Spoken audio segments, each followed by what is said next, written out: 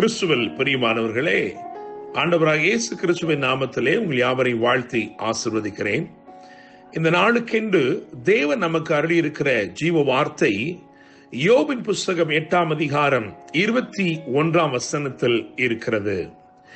இனி அவர் உம்முடைய வாயை நகைப்பினாலும் உம்முடைய உதடுகளை கெம்பீரத்தினாலும் நிரப்புவார். என கேட்கிற தேவனுடைய பிள்ளைகளே, சூகியனான பில்தாத் என்பவன் பிரதியுத்தரம் சொன்ன வார்த்தைகளைத்தான் வாசிக்க கேட்டிருக்கிறோம். ஆறுதலை தேடி அலைமோதி கொண்டிருந்த யோபுடைய வாழ்க்கையில ஒரு நம்பிக்கை ஊட்டும் வார்த்தையாக இந்த பில்தாத் பேசும் இந்த வசனம் இப்படியாக சொல்லப்பட்டிருக்கிறது. இனி அவர் உம்முடைய வாயை நகைப்பினாலும் உம்முடைய உதடுகளை கெம்பீரத்தினாலும் நிரப்புவார் என்று எழுதியிருக்கிறது. மாத்திரமல்ல, 7வது வசனத்தை பார்க்கும் பொழுது உம்முடைய துவக்கம் அற்பமாயிருந்தாலும் உம்முடைய முடிவு சம்பூர்ணமாயிருக்கும் என்று சொல்லி, என கேட்கிற தேவனுடைய பிள்ளைகளே, துக்கத்தை அல்லது உங்கள் வாழ்க்கையிலே காணப்படுகிற சஞ்சலத்தை சந்தோஷமாக மாற்றும் ஒரு நாளாய் இந்த நாள் இருக்கிறது.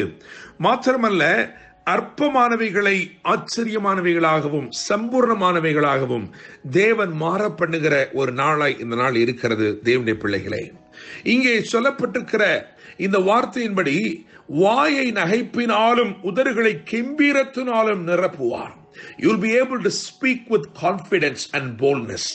தைரியமாய் நீங்கள் பேசும்படிக்கு அவர் உங்களுடைய வாழ்க்கையிலே கெம்பீரத்தினாலே உங்களை நிரப்புகிறார் என்று எழுதியிருக்கிறது. உம்முடைய வாயை நகைப்பினாலும் உம்முடைய உதடுகளை கெம்பீரத்தினாலும் நிரப்புவார். என கேட்கிற தேவனுடைய பிள்ளைகளே, இப்படியாக வேதத்திலே சஞ்சலத்தை சந்தோஷமாக மாற்றும் தேவனை குறித்து ஒரு 3 திருஷ்டாந்தங்களை உங்களுக்கு முன்பதாக நான் வைக்கும்படி விரும்புகிறேன். யார் யாருடைய வாழ்க்கையிலே கண்ணீர் இருந்ததோ, யார் யாருடைய வாழ்க்கையிலே புலம்பல் இருந்ததோ, அதை அவர் எப்படியாய் மாற்றினார் என்று சொல்லி நான் ஒரு 3 காரியங்களை மாத்திரம் உங்களுக்கு முன்பதாக வைக்கும்படி விரும்புகிறேன். முதலாவதாக ஆதியாகமத்தின் புஸ்தகம் 21ஆம் அதிகாரம் 6ஆம் வசனத்தை பார்க்கும் பொழுது அங்கே சாராள் சொல்கிறாள், தேவன் என்னை நகைக்க பண்ணினார், என்னை கேட்கிற யாவரும் என்னோடு கூட நகைப்பார்கள் என்று சொல்லி. என்னை கேட்கிற தேவனுடைய பிள்ளைகளே, மிகுந்த கண்ணீரோடும் மிகுந்த மனபாரத்தோடும் மனக்லேசத்தோடும் இனி என்ன செய்யப்படக்கூடும், இனி என் வாழ்க்கையிலே என்ன இருக்கிறது என்று சொல்லி வாழ்க்கையின் ஓரத்திலே அல்லது நான் வாழ்ந்து முடிக்கப் போகிறேன் என்று நினைத்துக் கொண்டிருந்த அவளுடைய வாழ்க்கையிலே தேவன் ஒரு ஈசாக்கை கட்டளையிட்டார். ஈசாக்கு என்று சொன்னாலே லாஃப்டர் என்று அர்த்தம். தேவன் அவளுடைய இருதயத்திலே ஒரு பெரிய மகிழ்ச்சியை, ஒரு பெரிய சந்தோஷத்தை தேவன் ஏற்படுத்தினார். தேவனுடைய பிள்ளைகளே, நீங்கள் உங்கள் வாழ்க்கையிலே நினைத்துக் கொண்டிருக்கிறீர்களோ, என் காரியமாக யார் செயல்படுவார், எனக்கு ஒரு திருமணம் நடக்குமா, எனக்கு பிள்ளைகளை தேவன் தருவாரா, எனக்கு ஒரு நல்ல வேலை கிடைக்குமா என்று சொல்லி நீங்கள் ஒருவேளை அங்கலாய்த்துக் கொண்டிருக்கலாம். உங்கள் வாழ்க்கையை பார்க்கும் பொழுது நினைத்திருக்கலாம், இனி என்ன இருக்கிறது, அவ்வளவுதான், எல்லாமே முடிய போகிறது என்று நினைத்துக் கொண்டிருக்கலாம். ஆனால் தேவன் உங்களை நிச்சயமாக நகைக்க பண்ணுவார், நிச்சயமாக உங்களை மகிழ பண்ணுவார். உங்கள் வாழ்க்கையிலே அவருடைய மகிழ்ச்சி நிச்சயமாய் கடந்து வரும். தேவனுடைய பிள்ளைகளே, அவள் சொன்னது போல, சாராள் சொன்னது போல, தேவன் என்னை நகைக்க பண்ணினார், என்னை கேட்கிற யாவரும் என்னோட கூட நகைப்பார்கள் என்று சொன்னது போல ஆண்டவர் உங்கள் வாழ்க்கை அப்படியே செய்வார். இன்னுமாக 2வதாக சங்கீதங்களின் புஸ்தகம் 30ஆம் அதிகாரம் 11ஆம் வசனத்தை பார்க்கும் பொழுது அங்கே தாவீது சொல்கிறான், என் புலம்பலை ஆனந்த களிப்பாக மாற பண்ணினீர், மகிழ்ச்சி எனும் கட்டினால் என்னை இடை கட்டினீர் என்று சொல்கிறான். 2 சாமுவேல் புஸ்தகம் 15ஆம் அதிகாரத்திலே 30, 31 ஆகிய வசனங்களை பார்க்கும் பொழுது அவனுடைய புலம்பலுக்கு ஒரு காரணம் அங்கே சொல்லப்பட்டிருக்கிறது.